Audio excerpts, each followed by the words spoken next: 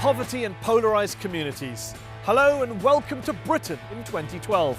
I'm Mehdi Hassan and you're watching The Cafe. Bradford was once the wealthiest city in Britain, riding the wave of the Industrial Revolution, its mills churning out textiles that dressed the world. But Great Britain is no longer the great empire that it once was, and today this northern city is defined not by industrial or political power, but by poverty, inequality and social decline. Then there are the residents. White Christian Anglo-Saxons used to be the only racial and religious denomination round here, but then the children of empire started migrating to the UK, and British society became multiracial and multicultural. There were race riots in this city back in 2001, the so-called white working class is angry and alienated, and the divide between communities seems to be growing. Throw in the threat from homegrown terrorism and religious extremism, and it's a volatile cocktail. We'll be discussing multiculturalism, Islamophobia, and what it really means to be British, inside The Cafe.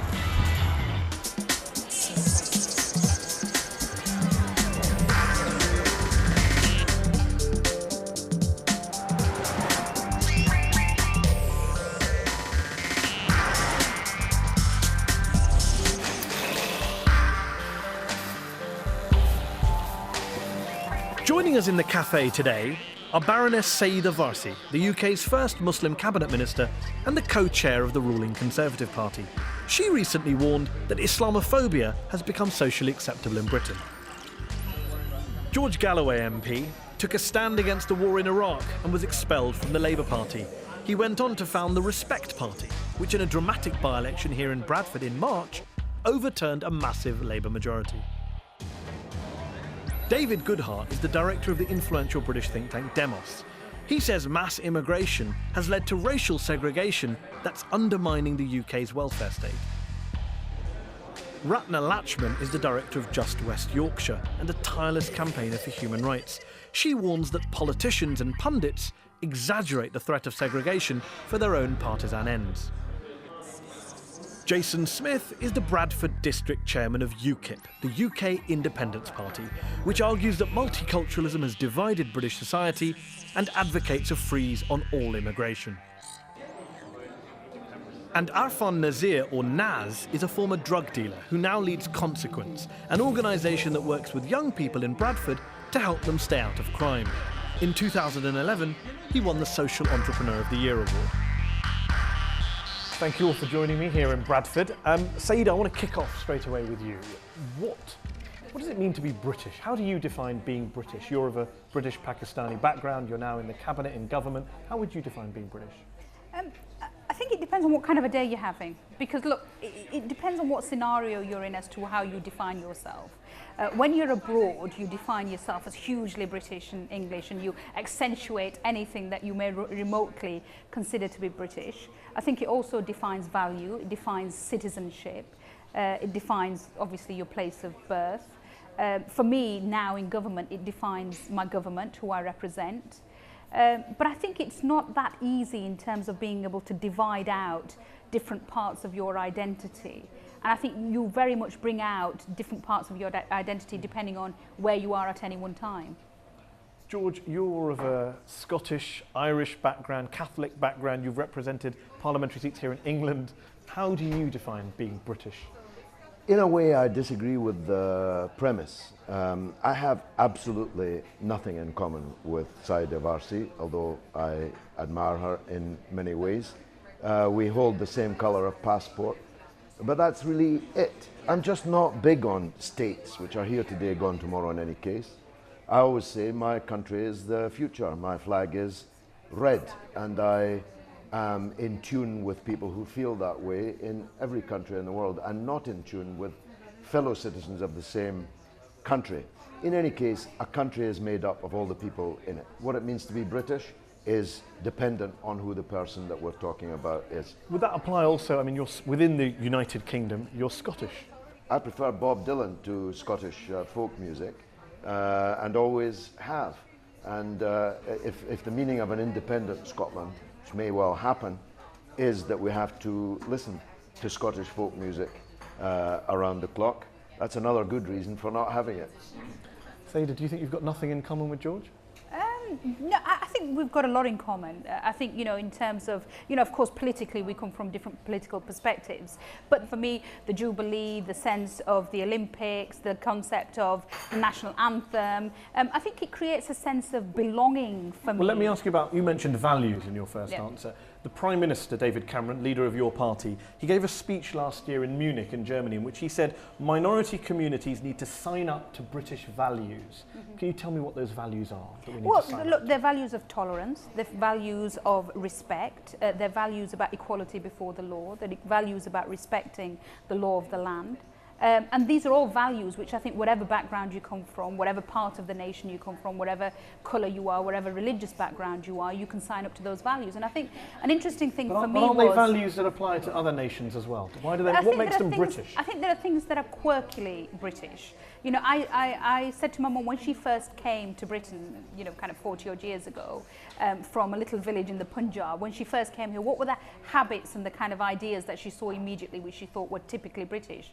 And she said, well, the way they kind of obsessed about their garden, the way they always cleaned their car on a Sunday, the way that they queued, even if they didn't need to queue, they queued. She kind of saw certain things and that concept of fair play. David, you've written a great deal about this subject. Is there a danger that when you try and define Britishness, it either becomes a little bit expansive and woolly and could apply to the French and the Germans and the Indians and the Americans, or it becomes very narrow and restrictive and there's a danger of going between one of two extremes? Yeah, I mean, we've got a more complicated story about the nation and national identity in this country than, say, in Ireland or Denmark or indeed even in France. And I think that's partly for imperial reasons. It's partly because we are four nations in one state. And I would much prefer to talk about shared interests and shared experiences. I mean, I think the whole reason why we worry about Britishness now is precisely because we have so much diversity in our values. With the young people that I work with, you ask them what patriotism is and what it feels like to be British, and all of them are going to turn around and say, what? I don't know. Yep. It's not taught. If the Prime Minister is saying that, then I think it's time for the Prime Minister to do a session that needs to go into the schools at a younger age to say, right, that is being British, so it's in your head. Because now if you ask everyone that I work with, they'll all come up with different things. George, do you think there's too much diversity that may be threatening things like the welfare state? I don't, but in any case, get over it, because it's not going to change. The country is not going to revert to a 1950s monochrome ham, egg and chips culture. We are the culture that we are, and that's going to continue.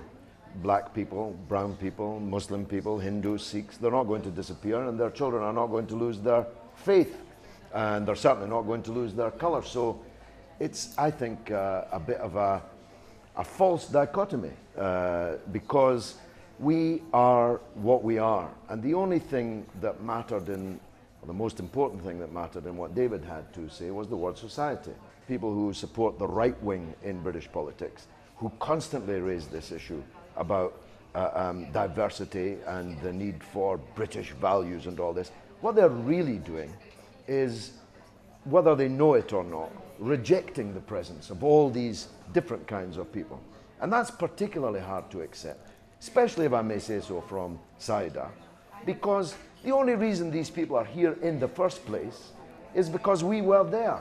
We went there to their countries, killed their people and stole their things. It's a legacy of empire. When people talk about diversity and a concept of British values, it is not about saying to people who are not white, these are British values and you've got to sign up to them. It is about giving our country a sense of identity and a sense of belonging, which is so important. And it's as important to young Asian boys that maybe Naz is working with as it is for young white boys who actually are grasping as to what their identity is. And one of the things I've joked about in the past is we need a British Council for Britain rather than a British Council for the rest of the world. We actually need somebody in this country saying to us, this is what our heritage is, this is how it's changed over the years, this is how being in other countries has changed us, this is how people from other countries have come here and changed us. But there has to be something that glues us all together. Everyone said diversity is a good thing, cultures are a good thing, but I think what we're talking about here is having an umbrella Britishness which covers all communities, covers all cultures. And I think that's what certainly we're trying to aim for. We see Britishness as principles of democracy, freedom and fair play, and respect. That's what we sort of view Britishness. And I think that any culture or any people could subscribe to that quite easily. And I don't see a problem. George says in that parties respect. like yours, for example, are nostalgic for the past. They want to recreate a monochrome 1950s society. What do you say to that? I think George is getting a little bit, excited about it. It's okay being patriotic as long as it doesn't go down the route of. But are you looking at the past? Is my question. When we talk about Britishness, are you actually thinking about a No, society because that's as I idealised, say, I mean, romantic? our sort of policy on Britishness is it's not a blood thing. It's not about where you're born. What about red It's skin colour?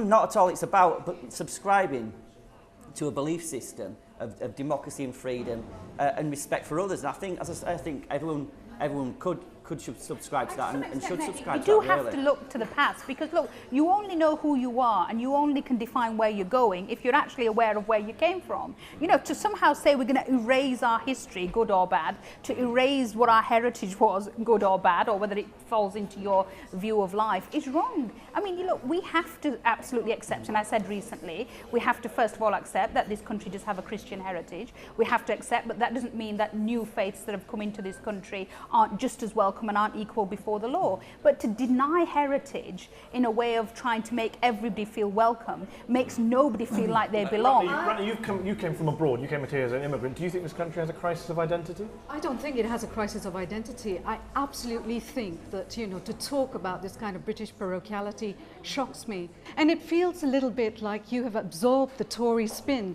because for me, the whole speech on multiculturalism, it was phrased in a very particular context. And let's remember what that context was. He talked about, minority communities living segregated lives. He didn't talk about white communities, the 90% who might never meet black people, but he chose to focus on minority communities leading black and segregated lives. In that same speech, he talked about Islamic radicalization. He talked about a conveyor belt theory. Now, when you talk about those values coterminously with issues like segregated lives of minority communities, a radicalization of Muslims, then the very underpinnings of how it's framed is racist. It's a speech I was involved with, and it's a speech which has been interpreted in various different ways. I think it's interestingly that when the Prime Minister spoke about multiculturalism in that speech, he talked about state multiculturalism. That was one of my involvements in the speech. Well, look, there's a difference between. I don't know what it is. Well, let me tell you the viewers, difference, because people sometimes confuse. Multiculturalism, as I see it, is all of us around this table. Some of us dressed in different ways, some of us coming from different origins, eating different things, sat here in Bradford, an old Yorkshire mill town in Chart Cafe. To me, that's multiculturalism. Everybody, as far as I know, celebrates that. But there is such a thing as state multiculturalism, where policies of government, local and national, become so skewed that they actually start supporting a process of separation. I think we do now need to take a step back from that and say that certainly the role of the state, both nationally and locally, must be to allow spaces and opportunities for its communities to come together, rather than to fund them and support them in a way to keep them apart. Let me ask George, state multiculturalism is leading to separateness. You were once a member of the Labour Party, which Saida is saying is partly to blame for this. Does it lead to separateness, segregation? This is, in a way, say with respect, the most pernicious of the lines coming out of the right-wing government in Britain. State multiculturalism. There's no such thing. The government, the Labour government, and I was once, as you say, for almost 40 years a member of the Labour Party, simply accepted that Britain was the Britain of today. Take a look around you, that is Britain. There's no point in attempting... There wasn't an issue with funding groups who then went and did things in a divisive way. But everyone pays taxes. The Sikh people pay taxes. Why shouldn't there be a Sikh community centre? What's wrong with that? Not very far from where we are. There's a place called Ilkley, for instance, that is predominantly white. The lifestyle that they lead, the kind of, village fates, the village green, the Women's Institute, those are celebrated. But when you've got Muslim communities, celebrating what's their culture, somehow we say you have to integrate and you have to be part of the so-called British way of life. And I do think that when we talk about, kind of state multiculturalism, we have to acknowledge that in a multicultural society, it is a two-way street. Trevor Phillips, who is the head of Britain's Equalities and Human Rights Commission, famously remarked that Britain is sleepwalking into a segregated society. Was he right or wrong, David? Is that a view you share? Certainly parts of Britain have become more rather than less like segregated. Bradford is one of them, from your Yes, experience? absolutely. I mean, if you look at if you look at residents, you look at schooling, you probably look at relationships across ethnic boundaries. I would say somewhere like Bradford has probably gone backwards in the last 10 or 15 you're a Bradford years. resident. Well, let me just give you a stat. Okay, let David give us a stat. Primary schools, David give a stat. just in the last 6 or 7 years, the number of primary schools that are 80% plus Pakistani has gone up from 30 to over 50. Which is partly a reflection of where Nas, people live. You're brought up in Bradford. You've been here since you were a baby boy. Yep. Is it a more segregated city, less segregated See, city? the schools, because that's what I know about. 10 years ago, it was completely different. When I was at school, it was different. I admit that, and Different I agree good with or that. different bad? It was good. It was more mixed. It was now, more mixed. Yeah. There's a problem. Young people from our area or different walks of area, they're going to school to get the education. They're working with Muslim people. Teachers are going to be either Muslim or not, but they don't get to see a white person's face until they get to an age when they're going for the employment, and it's more harder then. Let me ask you, George. You were elected in a spectacular by-election victory in Bradford West earlier this year. When you look around the schools in your constituency, what do you see? My own son goes to a school that's one of those, 80% minority ethnic, 80% Muslim, and it's one of the top 25 schools in the entire country, and it's a state school. So there's nothing intrinsically or inherently bad or wrong with the colour of the majority of the people in a school. Integration is another of these buzzwords. They want to somehow make a blend of us. I say our society is and should be a mosaic. A mosaic is made up of different pieces, and it's the more beautiful for that. Forget blending the people that live in these islands. Let's construct the most beautiful mosaic that we can. People are segregated, Mehdi, on the basis of money. There are what one might call self-inflicted wounds too in some minority communities, which we shouldn't shy away of talking about. Language, because we have a huge amount of transcontinental Are we marriage. talking about the young people that are going into school?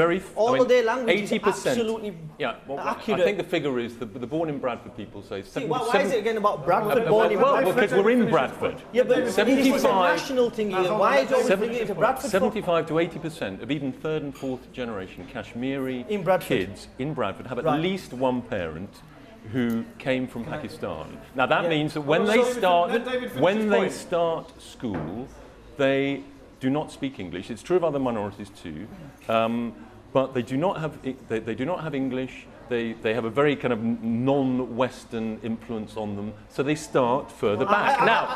To be fair, I'm really sorry, but I think you're in the 70s. No, I say to do not. Because if you go to school I've got the data now, on this. If you want to see, data's no problem. I work with young people, and you, I feel, are in the 70s. Because if you went to school now, some of the parents now, my mum speaks fine English, fluent English. My dad's born and bred here, so that's changing. Every kid in school in Bradford speaks English. Everyone. Not at the age of 3, they do not. It's a totally insulting stereotype. They may speak it with an accent, but so does he. Let Ratna come in, then Saida. I actually want to turn it around, and I want to say that we've got young people growing up in Bradford who speak Urdu and who speak English, and they will be far better world citizens in the future than those who purely speak one language. Why do we hear so little about the positive stories, and we hear so much about negative stories about Pakistani communities, Bangladeshi communities, Somali communities? Why do you think that is in our media and political discourse? Why do we only hear the negatives and not the positives? Because negative sells us. It's partly, negative's more important. It's partly news values. The positive's not important. They don't want to see the positive. It's also, I think, partly the dominance, if I may say so, of a kind of anti-racist discourse from the 60s and 70s,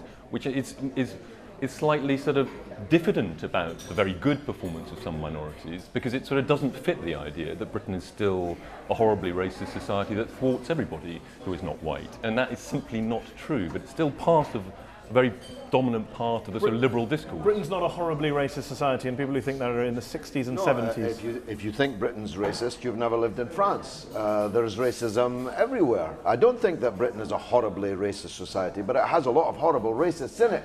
And they are the ones predominantly who are beating this drum because they want to make culture rather than class the dichotomy in the society. And it's a fake, false dichotomy. People live the way they live primarily because of their economic position in the society. Now, on one thing in this whole discussion, I've agreed with Saida. I'm sure it's more than that, George. Don't deny it. Trust me, it's one. And that is the importance of the English language. The English language is our #1 asset. And we ought to be spending, we need a British Council to spend money on making it better in England so we can get on planes and go and sell abroad, so we can spread the good things about our society. The debate about multiculturalism, integration, is it really just a proxy for a debate about immigration? Your party, for example, campaigns against what you call mass immigration. Yeah, that's right, is it really a debate about foreigners? No, it's not at all. I mean, our policy on immigration, very simply, it's a fair policy. We want to stop unlimited immigration because we think that it's causing the problems that we talked about today. It's causing, schools are being overloaded, the health service is being overloaded. So it's a common sense policy. But what we want to see is the best people come into the country with the best skills, like they do in Australia, in a point system. So are you whoever's got let me finish. But currently, what we've got with the Labour Party, with the Conservative Party, and with the Lib Dems, you've got a policy where anyone can come in from the EU in as many numbers as they want, and it's been as much as 500,000 people a year, and our infrastructure cannot sustain that. What we're saying is, let's take the best people, whether it's from India, Pakistan, Australia, Europe, the best people come in, get a work permit, and everybody, everybody's happy. Go on now. You should do that, like you said, like the movie in Ali G. Have you seen it? When he sits there and he says, only fit people in, not fit people out. Is that the type of thing you're saying? If you've got tools, let me see the tools. No, they're not good off. You go, oh, you're good. Come on in. Have you built a bridge? You come on in. What we are saying is, you've got a country, a small country. You can only accept a certain amount of people. So why not? Okay, if you want a doctor, why not take the best doctor? If you've got a George Galloway in a side of ours, say George Galloway's a better doctor, we'll take the George Galloway. Here's a question. A lot of people watching this around the world will say, when we meet Brits abroad, they do very little to integrate into our societies. If you go to the coast of Spain, millions of British people living there, retired there, second homes, don't speak any Spanish, don't take on board any Spanish culture or Spanish food, have fish and chips, steak and chips, etc. Why is it then that why is it we take such a kind of moral high ground in terms of you must integrate into our way of life, which is so ill-defined as we discussed earlier? Look, there is no way. Double standard here? Countries around the world have their own view as to how they're going to integrate their communities. What I believe in, and I do fundamentally believe in this, that even as the daughter of an immigrant whose father came over here, as did lots of people from the Indian subcontinent, to prop up the mills in the Yorkshire towns, the rag mills here, the spinning and weaving mills, the steel mills in Sheffield, they came here because there was a need. They made Britain better, they made their lives better. And in any one time in British society and in our history, we have to say, what do we need? And what should we go out and promote? We mustn't say that, look, of course, anybody can be allowed to come here. We must take the brightest and the best. We must make sure that those people that come here are made to feel welcome. And at a time, actually, when the economy is moving and the world economy is moving east, we have to become more and more competitive to be able to bring in the brightest and the best, because in coming years, people will be saying, well, I'd rather go out and work in Malaysia, or I'd rather go out and work in Dubai than actually come and work in London. The reality side, as you well know, the reality is that you cannot control immigration because we have got total open borders from the EU. We're going to take a break there and come back in part 2 when we're going to be talking about terrorism and community cohesion. Is there a link? Join us for the discussion in the second half.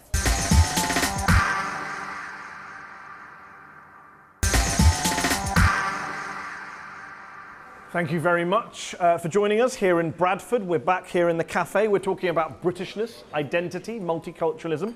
I want to start off the second half of the discussion, Saida, by asking you, is it dangerous, do you think, when politicians mix up the already explosive issue of kind of integration and loyalty with the equally, and dare I use the word, explosive issue of terrorism? Because the Prime Minister gave a speech last year, we talked about it in part 1 in Munich, where he was talking about terrorism and security, but at the same time he was talking about integration, as if the two go hand in hand. Is there a link between the two? I probably wouldn't have done it in that way, and I think that there is, you can be a completely integrated person. That doesn't stop you from being a terrorist of whatever religious background or whatever colour. And I think we've seen that in recent times where there have been people who've been engaged in terrorism who have been a completely integrated member of the societies in which they live. But here's what I'm confused by. He talks about terrorism, the conveyor belt to terrorism, radicalisation, bombings, etc. And he also talks about forced marriages, the importance of learning English, the dangers of state multiculturalism, which we talked about in part one. Was it wise to do that, to mix the two together? You seem to be saying it wasn't wise to do that. Well, I worked on half the speech, but I also did a speech of my own, as you're very familiar with, and I talked specifically about the issues around stigmatization of communities, and I talked specifically about Islamophobia and how really in many ways religion had become the new race in Britain. I remember when I was growing up, it was all about the colour of your skin. I think people are now much more defined, and certainly discrimination is defined on the basis of religion. And, you know, I got into, I didn't particularly, impress all the right-wing press when I said that Islamophobia had passed the dinner table test. I think to be anti-Muslim and to be Islamophobic is much more acceptable than to be anti-black or anti-brown. We're going to come to that subject very soon, the subject of Islamophobia. Before we get there, George, one of the top French scholars of terrorism said after the 7/7 bombings, the bombings on July the 7th, 2005 in London, he said that those 7/7 bombers were, quote, the children of Britain's multicultural society. I completely reject that. Actually, they were the children of the furious reaction amongst wide sectors of the community, but most pronounced amongst British Muslims, at Britain's role in the world. If terrorism is defined as hurting innocent people for the crimes of guilty people, then our own state, our own country, has been engaged in state terrorism across the world for the best part of 12 years.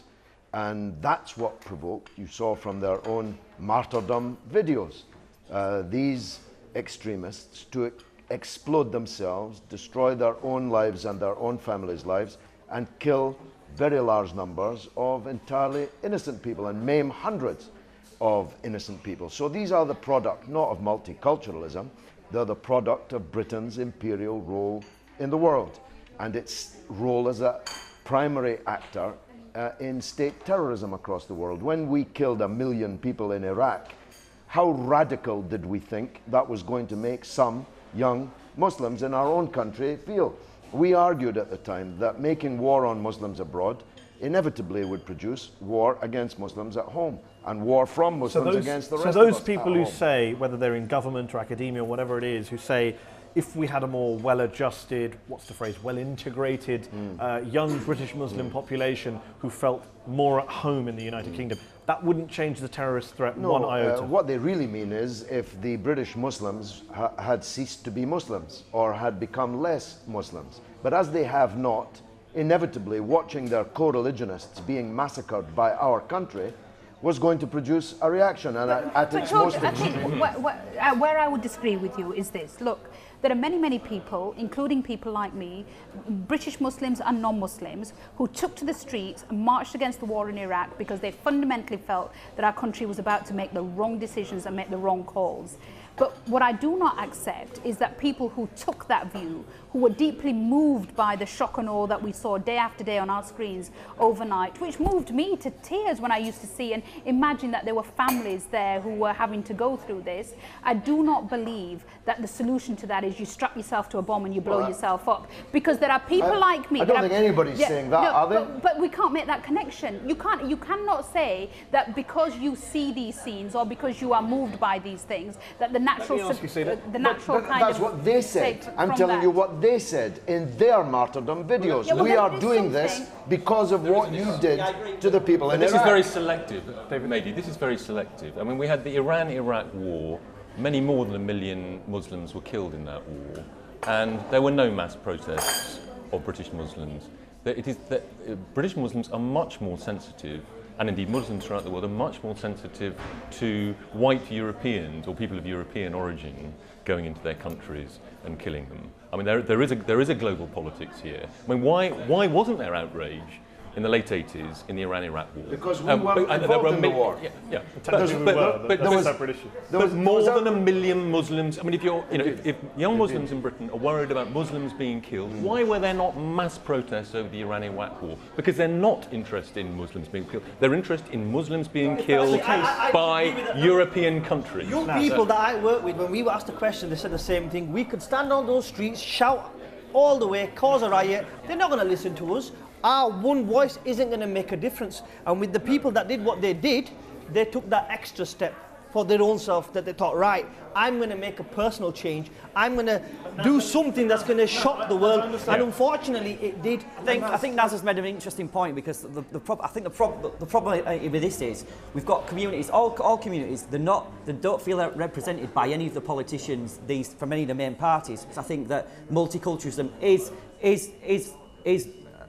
it's not causing it, but it's certainly not helping it. If you've got people in their own communities and they're feeling frustrated and they feel like it's going to fester problems going forward. Let me ask you, correct me if I'm wrong. You grew up not far away from Mohammed Sadiq Khan, the ringleader of the 7/7 bombings. His family. Now, you tell me, if you grew up in an area like that, near someone who lived very similar life to you, very similar upbringing, very similar ethnic background, how do you end up in the cabinet and he ends up a suicide bomber? Yeah, and this is why I kind of take real issue with the whole kind of ideological debate, because I grew up in Savile Town. It's got a huge mosque. There are, people raise concerns about the kind of Muslims who live there, what's going on in those mosques.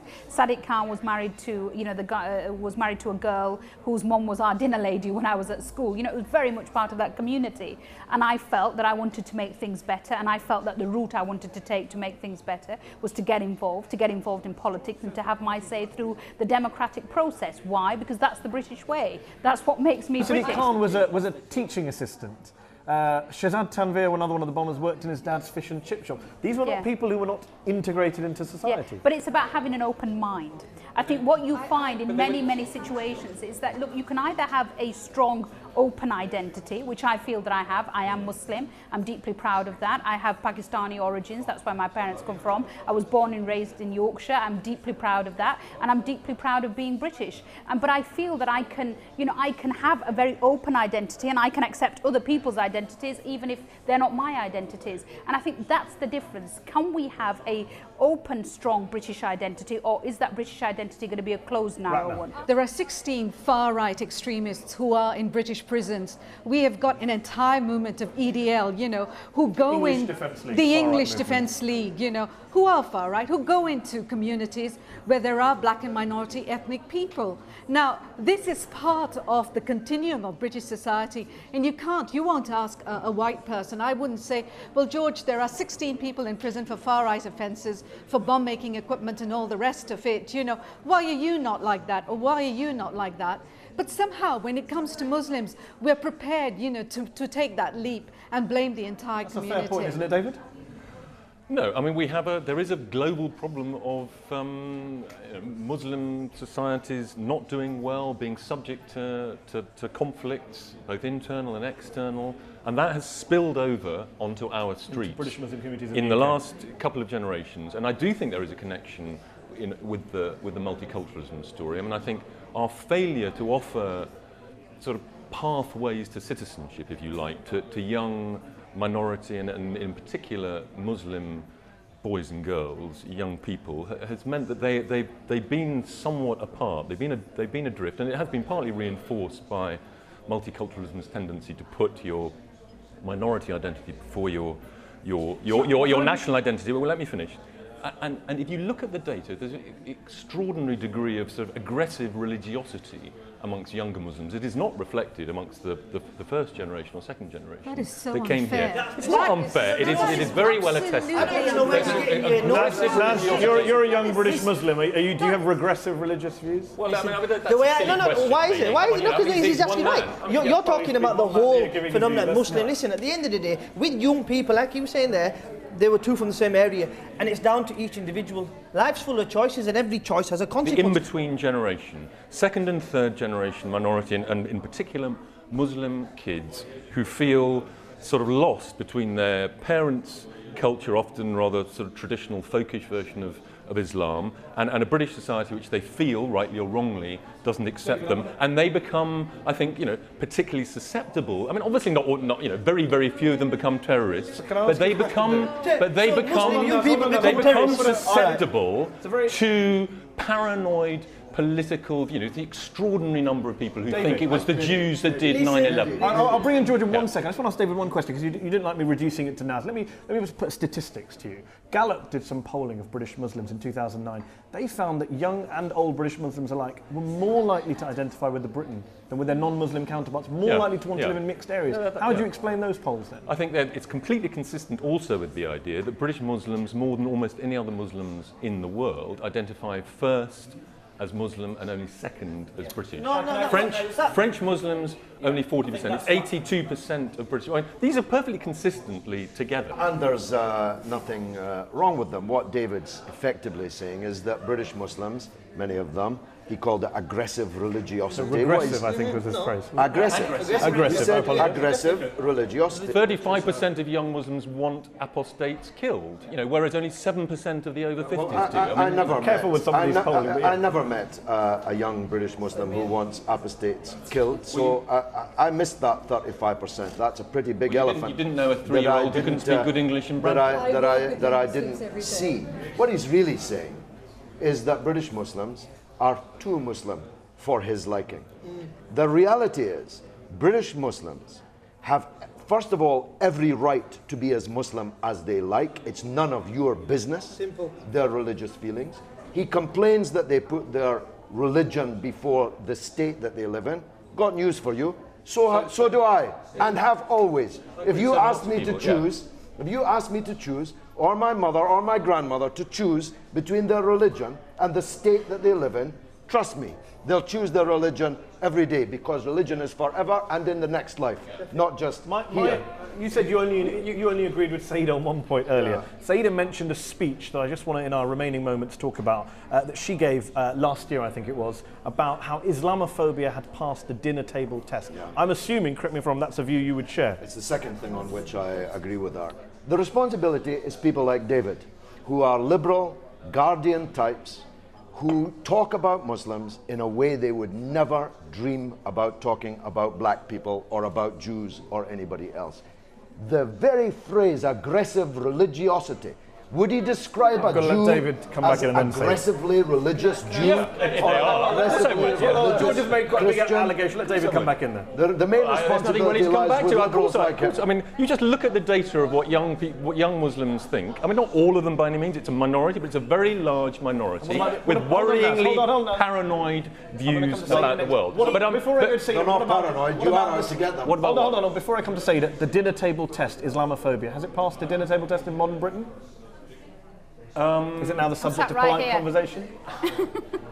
Well, has it passed the cafe table test? I think there is legitimate, anxiety about certain behaviours and practices, sometimes minorities, sometimes majority, amongst the Muslim population of Britain. Of course, it's not surprising that Muslims have the worst image, but it is partly an expression of. Well, it's the Muslim. It's because the Muslim community. Let's come back to the. They didn't invent the Rushdie You've heard that yourself. You've all heard that. You said they deserve it. So No. David is right now. I'll come to you in a second. Yeah. David said, I want to sum up where we are. David says it exists. It's mainly the fault of Muslims in issues like the salmon. Not the entire community. Not the entire community, but some Muslims. Yeah. You're saying it's the fault of the media. You wrote the speech, Saida. Islamophobia, you believe, as a British cabinet minister, has passed the dinner table test, is now the subject of polite conversation, is on the rise. Who's to blame for it? I think there are a whole series of factors which feed into that. I think the media is partly to blame, because I think the media create a culture and an environment within which other opinions can feed. Let me give you a typical example. The English Defence League only 2 weeks ago said, they despise me, predominantly because of my faith, who said that they would like to put lead in my head, effectively put a bullet through my head. Now, there is a climate and a culture that is created which allows that kind of view to be put out there and make it acceptable. And I think that everybody has a responsibility. But I would also say that there is also views that are held within the Muslim community, which I say are nutty views, but they're seen as serious views. And so you could get a nutter from the East End of London. You could get a nutter from the East End of London who nobody in the Muslim community would ever agree with, but he becomes a mouthpiece, and suddenly everybody thinks that's the Muslim view. So just like we have nutcases within the British Muslim community, we have nutcases in every other community, and that's the way we should see them. But the one thing I would come back to you, David, is on this. There is no connection between religiosity and terrorism. There is no connection between religiosity and extremism, because you can be a deeply religious person. And in fact, I dealt with this in my speech, because what I said was that if you actually follow your faith truly and genuinely, then the faith of Islam fundamentally says it is a peaceful, moderate, middle way religion, and therefore there is no scope to kill innocent people in the name of your faith in extremism and terrorism. Now, I got a lot of flack for that for some groups in extreme but don't you think, I mean, I think much more important is this kind of in-between generation thing, and Mohammed Siddiq Khan himself is a really interesting example of that, because he was alienated from his own parents because he chose to marry for love. Isn't that a good thing? Wouldn't you praise Yes, him for absolutely. He was caught. But then he ends up precisely. He was caught between Western liberalism, as a lot of younger Muslims are, and the much more collectivist way of doing things, as it were. You know, you do not decide as a young Muslim who you're going to marry and sleep with necessarily. It's a family decision or a collective decision, and it's true of religion. Let Ratna come in. Naz, let Ratna come in. You are in the 70s and you're still thinking that. I don't know why. I think you need to spend a day with me. I think Islamophobia is on the rise, and I am a Liberal Guardian reader. And I think, Saida, what has been very kind of instrumental to me is your party's response to you when you made that statement. They exposed their true colours in the way that they came after you in terms of making that statement. And I would maintain that what's happening in society externally, in the way in which Islam and Muslims are treated, is also happening within your own party in terms of the way that you are treated. I think you've been treated profoundly unfairly by your own party, and I do believe that it has something to do with the person that you are, Asian and Muslim. It's a constituency that doesn't sit well.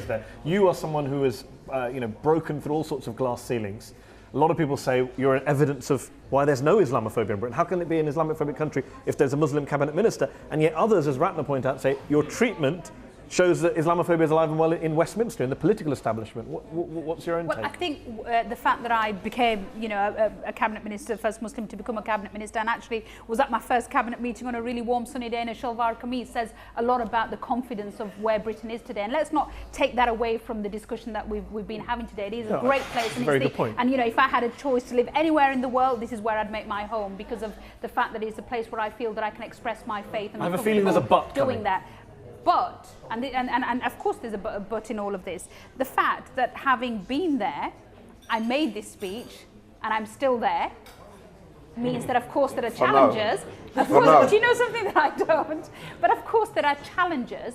But what I would say to young people is that if you fundamentally believe in something and you want to make a change, it's not going to be an easy path. I've never said that my time in politics is easy, and I'm sure that whatever time I've got left in politics isn't going to be easy. But at least I feel I'm doing something about it. That's a very good politician's answer, Saida. In the political establishment that you now inhabit, in the world of Westminster, do you sense that there is a hostility towards Muslims or Islam, or that this idea that Muslims aren't integrating enough, to pick up what David was talking about earlier? Look, of course, they've been, not just in my political career, but wider I'm as well. I'm specifically interested in the world that you inhabit. What do you experience? Yeah, it's an important question. I think what I would say is what's more important to me is, am I in a place where I feel that I can make a difference? Yes, I can. Yes, I am. Do I feel that there are challenges when I try and make that difference? Yes, there are. Does that mean that I shouldn't be there? No, it doesn't. I think the whole point is that if you want to make a difference, whatever that difference is, whether it's on tax policy, health policy, education policy, or policy on integration and communities, of course you're going to face challenges. People come at it from different views. We're in a coalition government. We've got all sorts of views that come around that table. But what I would say is that what we mustn't do, and what would be wrong to do, is to turn this inwards and say, I'm a huge victim, I mustn't be there, everybody's being nasty to me. We're going to have to wrap this discussion up. I want to end by asking you all, and I'll begin with you, Saida, since you've finished. We'll go around the table of predictions. We've talked a lot about the past. 70s and 80s has been invoked. Where do you see Britain in 10 or 15 years' time? What does British society look like? Does it look, we've heard the word segregation and separate, is it more segregated and separate, or is it more integrated and more culturally and racially harmonious? I think where we end up will very much be determined by what happens over the next 5 years. I think we're at a very interesting crossroads as to whether we emerge from this a confident more integrated nation, or whether we emerge from it much more fragmented and separated. And I think all of us around this table, in our own unique ways, have a really important role to play in where we go. David. As other identities have disintegrated, it's great working class and institutions have gone, religion has gone, particularly for the great mass of the population, some sense of of common feeling is essential to sustain a welfare state, and I fear we're going to lose that. We're going to look more and more like America in 20 or 30 years' time. David is fearful right now. Are you? I see in this discussion that we have that through time we've made anti-racism a dirty word, multiculturalism a dirty word, diversity a dirty word, and equality a dirty word. And our entire political discourse is framed on the basis of us and them. And that is going to be the legacy that I see in the future. Jason? Yeah, I think if we continue on as we are with unlimited immigration and with segregation, with such things as keep promoting things such as faith schools and cutting off communities, I think it's only going to become a more segregated society. So I think unless we change policy at a government level, I think we're going to keep on the same road, and I believe that the nationalism thing that's happening in the country will continue to grow, because where I think the pockets of people, but from all communities, will feel isolated, and I think we'll have more problems. Let's hope we don't, but this is what I fear could happen. Now, there's lots of pessimism around the table. You work with young people. Are we going to get any optimism from you? I think the young people are going to be, from what I see, is the funding's cut, first of all, right? So there's no funding out there. Second of all, the schools that I work with, I see the problem now. And teachers see it, but it's a taboo thing. They don't want to say nothing. You give it 5 years' time, and then you'll see what problem is. Because in an area like Bradford, the schools are, when you're walking in, you're seeing what's going on and what type of mentality the young people are coming More with. hopelessness. Do you know what I mean? Is what you're saying. They're not asked anymore. There's nothing for them. The university's gone out of the picture because it's costing too much, right? Jobs are not being given. We've got people on case studies in Bradford who have gone off and got wonderful degrees and now working at Seabook factory because they can't get a job because you're too qualified, or your name doesn't fit, your colour of the skin doesn't fit. So a lot of young people are on the negative part of that, but on a whole, for Bradford, it's a positive. 10 years ago we were labelled, not anymore. We've proven it, we've come forward and we're pushing. People like myself and other organisations here are helping. There's a note of optimism, so I'm going to leave you on an optimistic note. George, a more harmonious, I know you don't like the word integrated society, or a more divided, fearful, separate society? Well, if we go on invading other people's countries and making war against other people, and if we go on following this ruinous neoliberal voodoo economics of the Tory party and the right in British politics, then things in Britain will be worse. If we can rally people behind social democratic values, values of collectivism, of all the people, whatever colour and whatever faith, then we'll be a better country. That's what I'm vitally involved in on a day-to-day basis. And it'll depend who wins that battle of ideas. Well, that's all we have time for. Thank you very much to you all for joining me here in the cafe in Bradford. You can contribute to the debate online. It will continue. And you can join me here in the cafe next week.